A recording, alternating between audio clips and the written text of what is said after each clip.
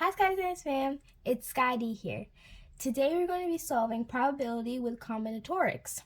This is a part of Algebra 2. This is the word problem that we have. A fair coin is flipped 10 times. What is the probability of the coin landing heads up exactly 6 times? Now, what's the difference between probability questions and probability with combinatorics? Well, when it's with combinatorics, we have to use a special equation. Now in this word problem that we have, it didn't specify any order, it just said the amount of times. This means that we can use the equation NCR, or N choose R. Now, if they did specify the order, we'd use NPR, which is per precise. But that's for another video. Here's the equation. NCR is equal to N factorial over R factorial times parentheses N minus R closing parentheses factorial. The exclamation marks mean factorial, which means that you have to factor down whatever number is substituted for the variable down to 1, or the number closest to 1, which is 2. So, let's dissect this word problem. Let's start with the top. So we're going to draw a line. We have a fair coin. So where I'm from, a fair coin has two sides, heads and tails. So we have the number 2, since it's a fair coin. And this coin is flipped 10 times. Since we have heads and tails, there's a 50% chance of us getting either heads or tails. That's why we have to take both sides into consideration. And since we flip it 10 times, we're going to have to do 2 times 2 times 2 times 2 10 times. Or we could put 2 to the 10th power to save ourselves the writing space. And since we know what that means, this just means 2 to the 10th power, or 2 times itself 10 times. Now that we have this, let's dissect the second part of the question. What is the probability of the coin landing heads up exactly 6 times? So we're going to underline that. Now we're going to put this NCR, or N choose R, into play. Out of 10 times, we are choosing 6 times because that's the amount of times we want it to be heads up. So we're going to put 10 C 6. And we're dividing that by the fair coin, flip 10 times because we want to know how many times heads up. So we have to take the 50% chance into consideration. Now let's solve this. We're going to start with the bottom.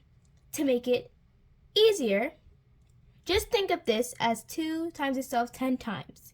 Now you can either use a calculator, or you could always pause and you can work that out. But in short term, 2 to the 10th power is 1024. So now we have that on the bottom, we have to solve the top. So let's keep this aside. We're going to use this equation to solve 10C6. So wherever n is in the equation, we're going to substitute that for 10, and whenever r is, we're going to substitute that for 6. So let's work it out over here. On the top, we have n factorial, so we're going to have 10 factorial. That's what the exclamation mark means. Over 6 factorial times 10 minus 6 factorial.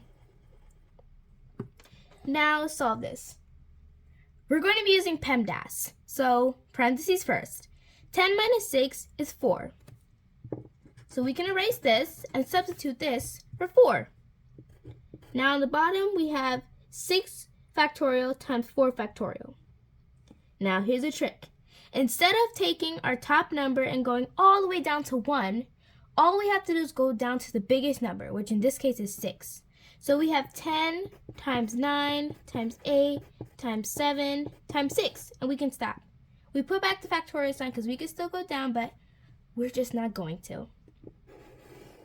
We put 6 factorial back times 4. Now we're going to factor this down. 4 times 3 times 2. Now we're not going to go down to 1 because anything divided by 1 is still 1. And anything divided by 1 would still be the number. So now we're going to solve this. We're going to cross out 6 because that cancels out, or it'd be 1. Now, 4 can go into 8 evenly, so we're going to cross this out. 8 divided by 4 is 2. 2 can go into itself evenly, so we can cancel this out as well.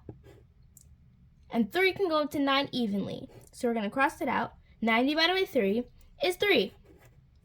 So the numbers we have left are 10 times 3 times 7, which is equal to 10 times 3 is 30, times 7, 30 times 7 is 210. So we have 210. So now we know what our numerator is. We'll put that over 1024. Now we can go ahead and simplify this. The easiest number would be 2.